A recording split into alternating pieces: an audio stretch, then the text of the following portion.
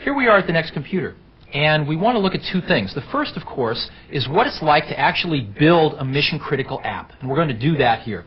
But before we do that, I want to show you what it's like to work in the next computer's productivity environment, an environment that has much, much better networking than PCs and Macs, and much, much better productivity apps that let people work together as groups and really increases their group productivity and collaboration. So let's take a look at that first, and then we'll get to building an actual custom app that can interoperate with these off-the-shelf productivity apps. So let's take a look.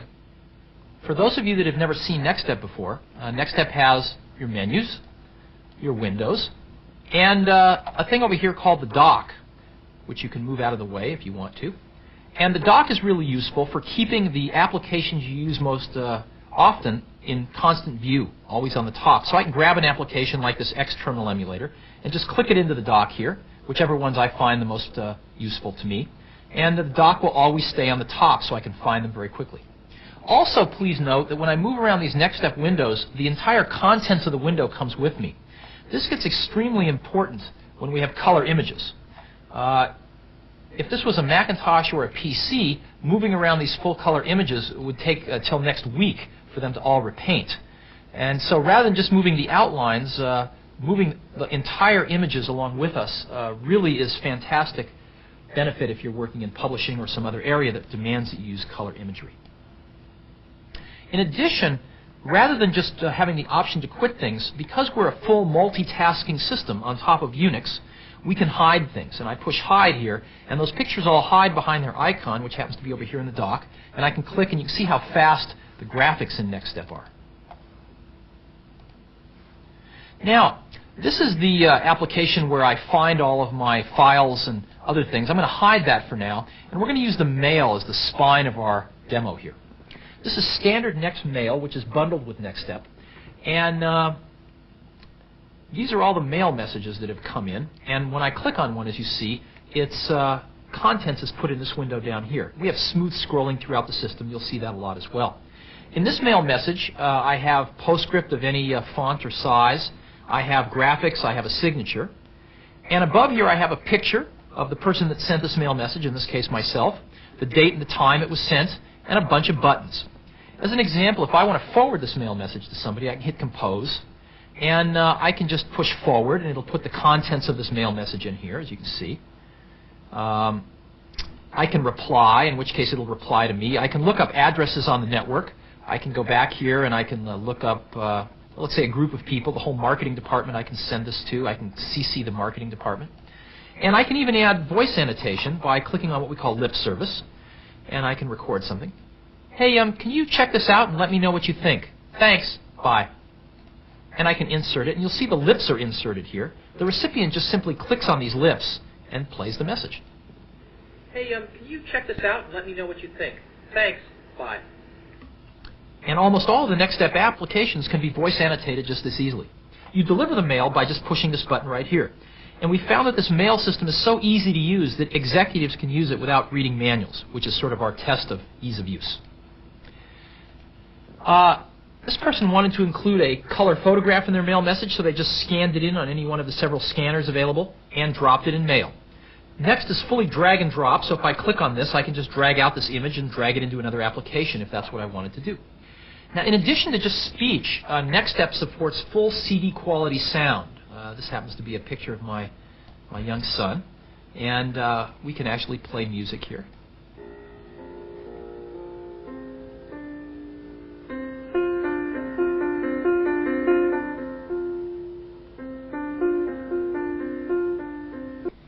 And it's nice to know that your system is capable of it.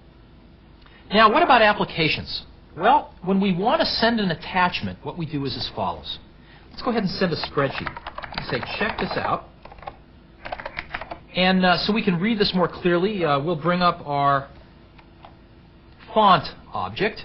And this is an object for controlling all the fonts in the system. I happen to have a lot of fonts in here. I can simply set Helvetica to a bigger font by pushing this. Or I can go down and get a font that I really like, which is Stencil, only comes in bold, but I'll say Stencil 36 point. Check this out. That'll make sure it gets read at the other end. And now I'll go to my file viewer, which is where I have all of my files. And I'll click on Spreadsheets. And I'll just go grab a spreadsheet and drag it down into the mail window. That's all I have to do. And it puts it wherever the cursor was. So if I want to put another one between the words check and this, I just put my cursor there, go grab another spreadsheet and drag it down, and it just sticks it in there.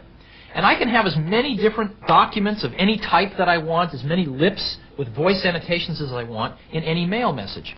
And I can put another space here if I want to, whatever, and just deliver it.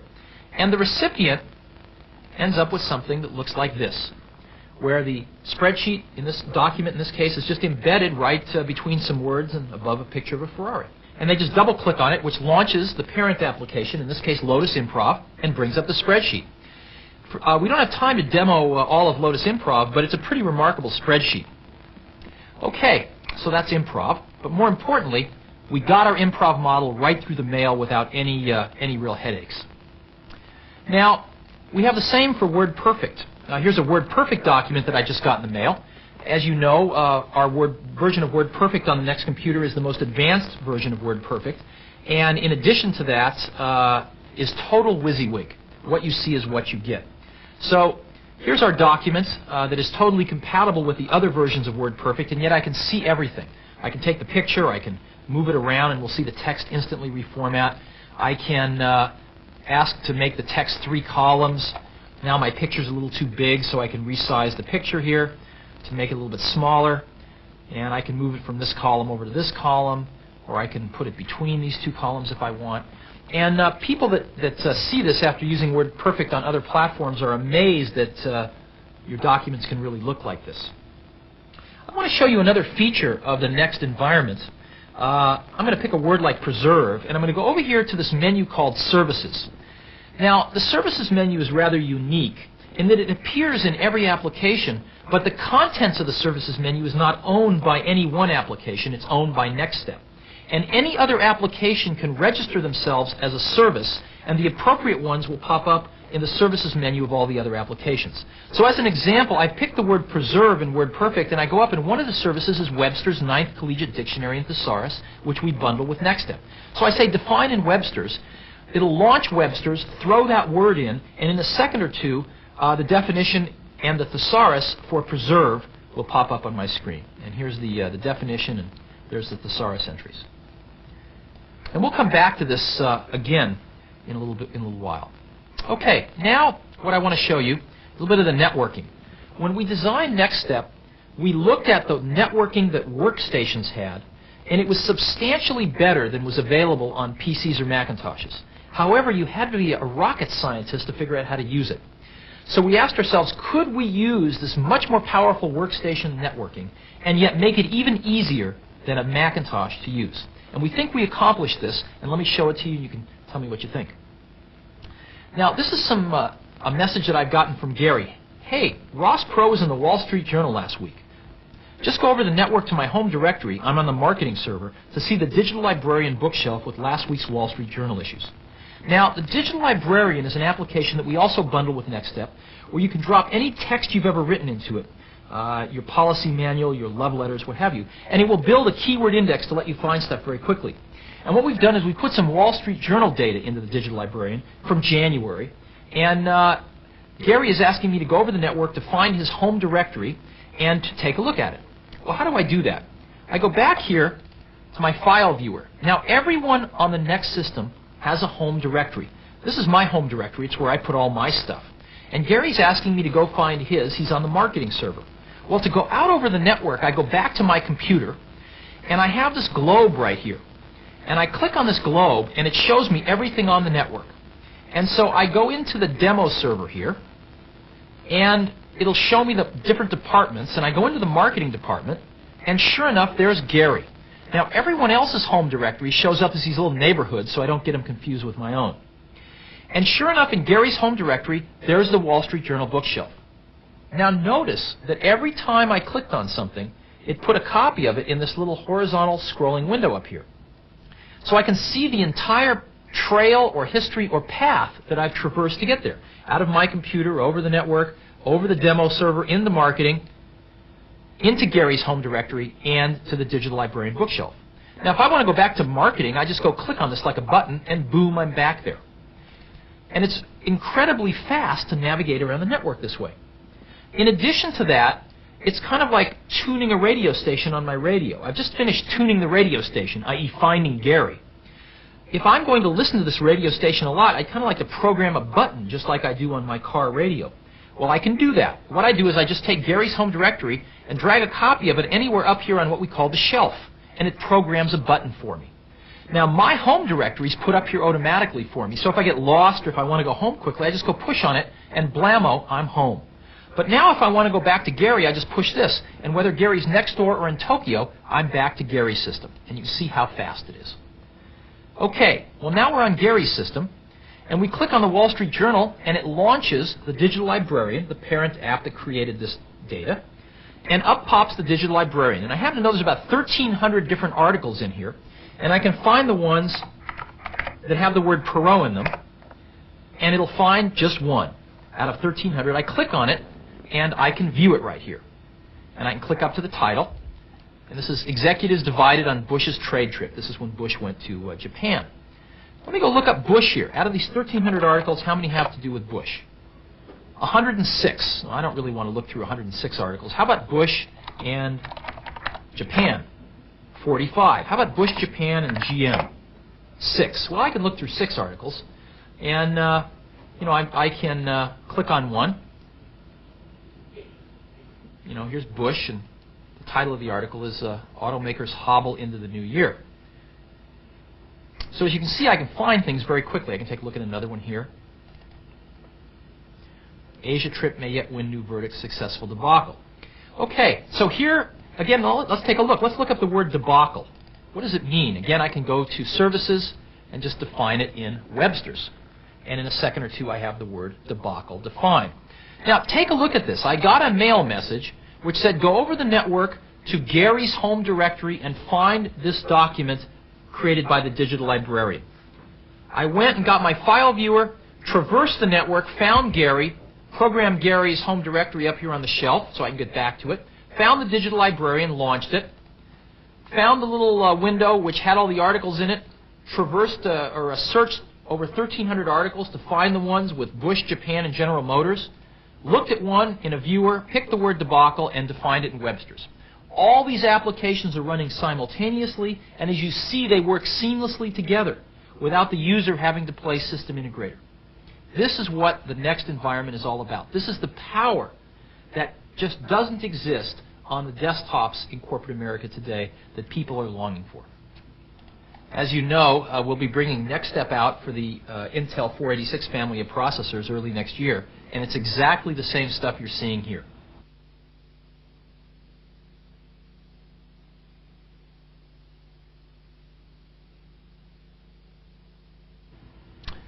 Okay.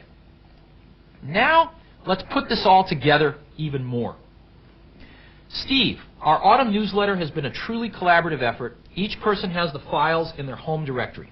Ralph has the template on his Sun, Vicki has the headline on her Next, Kevin has the text file on his PC, and Cynthia has the picture on her Mac. We want to do some truly collaborative work on this newsletter. There are some new communications features we've recently built into NeXTSTEP. The two that we're going to highlight here are networking to connect NeXTSTEP automatically to PC networks running on Novell and Macintosh networks running on AppleShare. As you know, NeXTSTEP ships out of the box with full workstation class networking, TCP/IP, NFS, etc. And so you can take NeXTSTEP computers and just hook them into Sun networks, DEC networks, etc., and they work seamlessly. We got requests from our customers to make the same thing be true for Novell networks for their existing PC LANs and AppleShare networks for their existing Macintosh LANs. And so we did the work working with Novell to get their NetWare fully integrated into NeXTSTEP, and we wrote our own AppleShare to get it fully integrated again into NeXTSTEP. So let's take a look at how this works. Ralph has the template on his Sun. I go back to my network and I look at my Suns, and I go into the creative department, and sure enough, there's Ralph. And here is that Frame template. Frame is a high-end document processor that runs on Next, really good product. And I click on it, and up will pop a template, which has a place for a headline, some body copy, and a picture. So I'm going to click where the headline's supposed to go. And in addition to that, I think I'm going to put Ralph up here on my shelf, just in case I want to get back there in the future. Okay, Vicki has the headline on her next. Well, let's go back here into the marketing department, and sure enough, there's Vicki. And Vicki has an application in here called TouchType. TouchType is sold by Adobe, only runs on Next, and allows you to beautifully kern headlines. Well, first of all, I'll put Vicki up here on the shelf. Now, how do I get that TouchType document over into the frame document? On the Next computer, all I do is I drag it and drop it. And these two applications will communicate with each other and decide that they want to image TouchType's PostScript into this area of the frame document, all automatically. These application writers never talk to each other. It just works the way it ought to in the Next environment. Now I'm going to click on where the text should go here. I'm going to go back over to my mail window. It says Kevin has the text file on his PC. Now we start to get into some amazing stuff. We go back to the network and we just click on this Novell NetWare logo here. And automatically I am working in Novell NetWare through the same seamless user interface that I've grown accustomed to in NeXTSTEP. And I click on Novell here, and I click in the marketing department, and sure enough, there's Kevin. Now, NetWare doesn't let me give Kevin a nice fancy little house, but it does let me give him a folder. And sure enough, here's that text. So let's put Kevin's folder up here on the shelf, and let's just take that text and drag it right over to Frame and drop it in. And Frame asks me how I want to treat line endings, and I don't really care. And it'll take that text, and it just grabbed it over the Novell network and dropped it right into Frame here. And now I click on where the picture's supposed to go. And I go back here, and it says Cynthia has the picture on her Mac. So I go back to the globe here, and I click on it, and I go into AppleShare. And I think they're in Building 1 Upper. Nope. Building 1 lower. There we go. And here's the Macintosh server. Here's the marketing department. Here's Cynthia. Why don't we put Cynthia up there on the shelf here? And sure enough, here's an EPS file, an encapsulated PostScript file. And I simply drag it over here. And by the way, this is a live demonstration. The text is really coming off a PC. This EPS file is really coming off a Mac, which is why it takes a second, because the Mac's a little slow to give it up. But there it is, all over native AppleShare protocols. And so now we've created our frame document. We can go ahead and get rid of the borders here.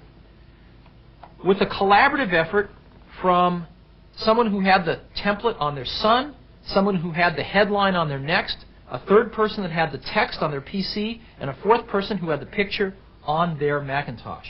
And if I want to go back and review all those files, here's Ralph with the template on their Sun.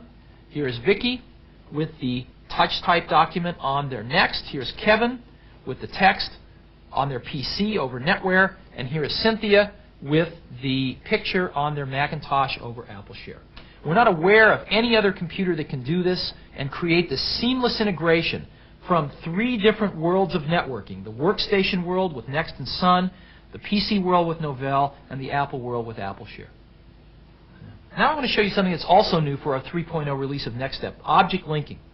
Object linking works between applications and over networks. So let's take a look. Here's our new employee handbook except for the org chart. Please object link the current chart in so it will always be updated. So here's my employee handbook right here. And I'm going to now run another application, which I will get from another part of the network here, which is a simple drawing package, which has a chart on it. And what I want to do is I want to cut and paste this chart into my employee handbook here, so that it will, but in a way that it will always be updated whenever the author of this chart changes the org chart. Sounds pretty simple, right?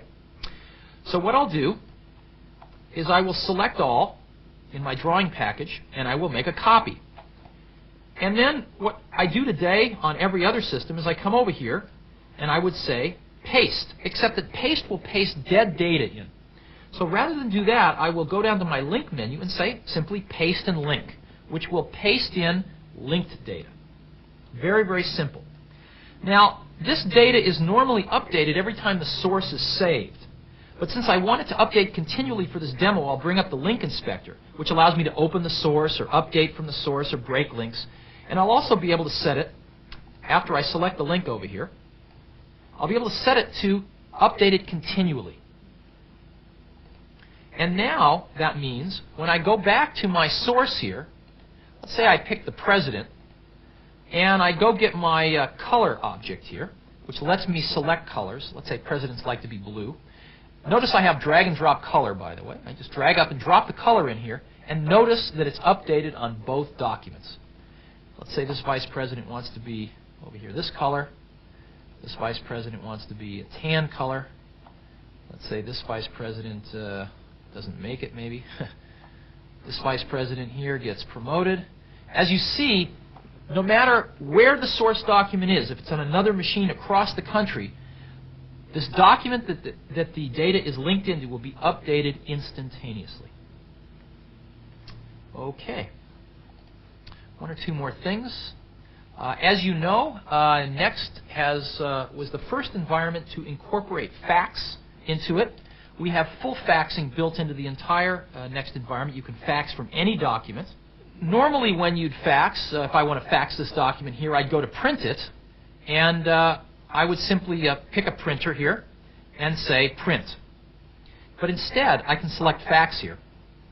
And I can pick one of my address books, and in this case, I'll pick the Colorado School of Mines, and I can just push fax. And when I push fax now, the same exact postscript that put this image on the screen or would have created it for the printer will image this document at 200 dots per inch into memory, which is the international standard for Group 3 fax, compress it to the international fax standard, and send it out through one fax modem. And the faxes that you get at the other end are total WYSIWYG. What you see is what you get. They're gorgeous. And in addition to that, I can share one fax modem for everybody in the building. And one fax modem will work for about 50 people. So I can use the built-in networking and built-in spooling to have one $500 fax modem enable an entire building full of people to send and receive faxes. Now what about receiving faxes then? Well, when I get a fax, we have a little fax reader program that's bundled with NeXTSTEP. And this is what they look like. I can send them around the mail system, and I just double-click on them. My little fax reader program is launched, and up will pop the fax. This fax is from George Fisher.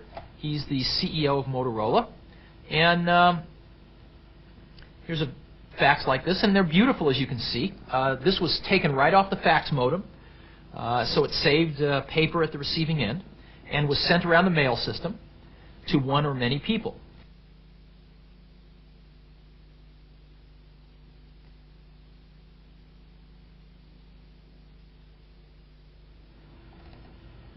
Now, what I'd like to do is show you how we build these custom apps. And I'm going to run an application called Interface Builder. Now, think of NeXTSTEP, which is Next's object-oriented development environment, as an object-oriented cake. I'm about to show you just the frosting on the cake. Many people have tried to copy this frosting, but what they found out is without the object-oriented cake underneath, it just doesn't work.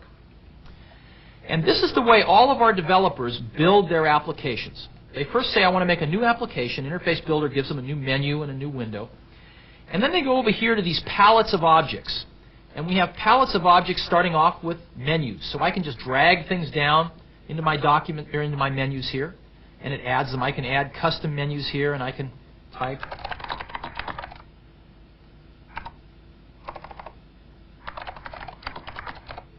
This is a custom menu. I can move that to the top if I want. I can move quit in the middle. Whatever I care to do, I can bring down a color menu, etc. This is how we build menus. I can simply drag panels and pull them off to gain additional panels or windows. I have a bunch of controls here, buttons, sliders, etc. I can drag buttons over here. I can make buttons bigger. I can make lots more buttons if I want to, etc., etc. But I just want one for this. And I want to label this button Search. And I want to bring up my font object, and I'm going to use again my favorite font, Stencil, maybe 24 point. And I think I'll make my button a little bit bigger here. So now I have a search button. And we're going to build an application that uses a back-end database, a back-end SQL database like Sybase or Oracle. and we're going to use a new collection of objects which we have added to NeXTSTEP 3.0 that make writing applications that use back-end databases even faster. And it's called our database kit. And the database kit has 3 objects in it. One that represents the database and the model of data in it. The second, which is a table view that allows me to view that data. And we'll get to the third in a minute. So I've got a table view here, and now I'm going to go look inside my database. And this queries the database and shows me all of the different databases that I've got. And I'm going to pick one called Departments. And here's all the different tables in the database. And I'm going to pick one called Department Name. Now I want to make a connection between the Department Name table and my table view object to view it. And all I do is I drag it and drop it on, and it automatically makes that connection for me. And I'll get inside this and just stretch this a little wider here so I only have the one column. Now I want to connect this button to the database object so that it searches for data. And all I do is drag a line down to the database object, and the database object is dynamically interrogated, and these are all of the messages that it can understand from a button. Now I'm going to pick Fetch All Records and make the connection. And now, since Interface Builder is only making connections between objects, it is not generating any C code or anything else, I don't even have to compile this. And I can just say, test this interface out. And here's my Wacko menu, and here's my window. And now when I say search, I will be asked to log into Sybase, because I'm using a real-live Sybase database for this demo. So let me log in here. And instantly, all of the data in the department name is queried and put inside my little viewer here without writing any code. So let me go ahead and quit this. Let's go make this more interesting. You're all familiar with what master detail is in the database world. It's where I have a master, in this case the department name, and once I pick a master I want to learn more about it, which is the detail. So let me stretch another table view out here. And now I want to learn more about the people inside that department. So I'm going to go back to my database here, and I'm going to pick employee. And I'm going to pick last name here, and let me drag last name up into this. And when I drag first name up here, and I'll put first name onto the second column there, and maybe manager here. Let's drag the manager up, and maybe salary, and maybe their phone. Okay, and let's get inside here, and let's make a few of these wider.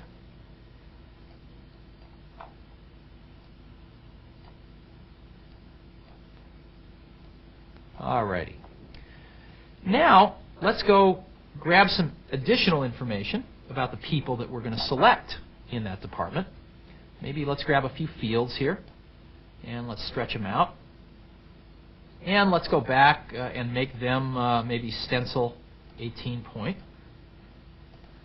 And I don't need them to be quite so tall here.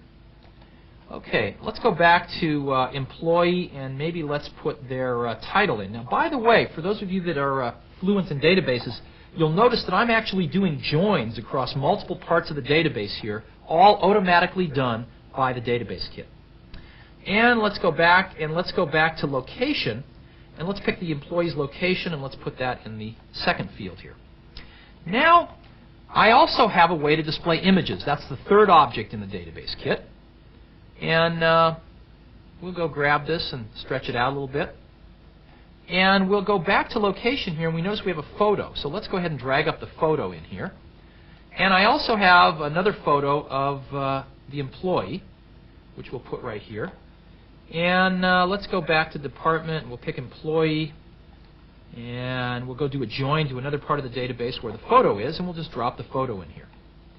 So now, hopefully, if I've done everything right, I can space these things out a little bit and center them. If we've done everything right, I should be able to go test this. And when I say search, in addition to fetching the department name, I should also fetch all the people in that department, the picture of the department, and when I select a person, their photo will come up, their title will come up, but their location will remain the same because the department's in the same location in this database. Office of the President is in another building here. Many more people, so scroll bars come and go as necessary. And as you can see, we've built a very simple but important database application here in just a few minutes. So these are the kinds of things that we've tried to make very, very easy. In addition, the database kit does something else remarkable. We've written it so that there are adapters that click into the back end of the database kit architecture. And today we have adapters for Oracle and Sybase and Teradata with adapters for DB2, Informix, and Ingress on the way. Once a developer writes their application to the database kit set of objects, you can actually switch between Sybase or Oracle or any of the other databases without changing a line of code in the application. The database kit insulates the application developer from whatever back end the customer may prefer to use. Okay. The last thing I want to show you today, actually second to last thing, is the fact that some companies have legacy applications built in DOS, as an example, that they have to run, that were built by their MIS department, let's say, that will never be rewritten. It turns out you can run DOS applications in a window on NeXTSTEP because of a product called SoftPC by Insignia. Now, I've learned just enough DOS to be able to demo this to you. It's quite intuitive. dir here. There we go. 1, 2, 3. And here's 1, 2, 3 running in a window. And I may find out, I may be able to bring up a file here. /f. It's a wonderful user interface. R 1, 2, 3. There we go. So here's an example of a 1, 2, 3 worksheet running inside a PC window, right alongside your good applications here. And again, you can cut and paste between these things and have as many PCs as you like. It's a true multitasking PC. You can do the same thing with X Windows as well. The last thing I want to show you today is a little bit of the graphics power that's built into NeXTSTEP. This is a simple application that was built in 2 days just for demonstration. And the reason I'm showing you this is just to show you some of the built-in graphics power in the NeXTSTEP environment so that developers that want to create graphically rich applications can do so without writing a lot of code themselves. So I have an image of a forest. I'm going to put a Ferrari on the forest here. And as you can see, I can move it around. What I really want to do, though, is get rid of that black rectangle. I want to say that everything around the Ferrari is opaque, or sorry, is transparent. The Ferrari itself is opaque except for its window, which is semi-transparent. And in the NeXTSTEP environment, I can do that. And as you can see a little semi-transparency there in the window. I can put Donald Duck here on, and also eliminate Donald's black. And I can even put Donald behind the Ferrari here. And you'll notice again that semi-transparency behind the Ferrari's window. All that's just built in. I can take the Ferrari and move it behind one of the trees here. And as you see, again, all of this just works. One of the other things that we've done with NeXTSTEP Release 3.0 is we've actually built in some three-dimensional graphics. We have built in Pixar's RenderMan photorealistic rendering software, which can produce the most photorealistic rendered images from 3D models. In addition to that, we've built in some real-time 3D graphics, Interactive RenderMan. We've taken photorealistic RenderMan and made a version that will run interactively on the screen. And so I can bring up a cube here, which I can take and actually put behind these 2D images. And I can actually then rotate it. And this cube is being rendered in real time as we watch it and being composited onto a 2D image behind the car and behind that last tree. Now, we believe that over the coming years, three-dimensional graphics may play a very important role in business as we try to visualize more and more complex data in ways that we can assimilate very rapidly. But in any event, the purpose of this last thing was to show you that to build very rich graphical apps in NeXTSTEP is no different than anything else. Most of the work is already done for you. So that concludes the demo I wanted to do, and I hope you get a feeling of how rich the NeXTSTEP environment is, how easy to use it is so that mere mortals can use this very, very powerful piece of software, and how it's possible to create and deploy mission-critical custom apps in a fraction of the time than ever before possible, and to do all three simultaneously. Thank you.